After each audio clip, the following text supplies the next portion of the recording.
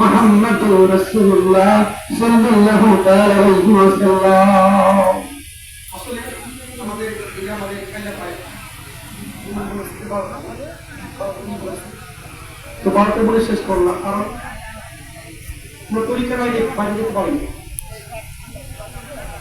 আমাদের জন্য যেন আমাদের ফিরে করবো এই সমস্যা না। আর আমি শুনছিলাম যে একটা লোক বলছিল কি মারামারি হবে, হয় না, মাফিক করতেই দিবি, কিন্তু না, এটা ভালো। এখানে তৈরি করে সাধারণ আমাদের আলোচনা করে না, তখন কিছু কিছু মানুষ করতে গেছে শরীরের মধ্যে অ্যালার্জি আসে গেছে।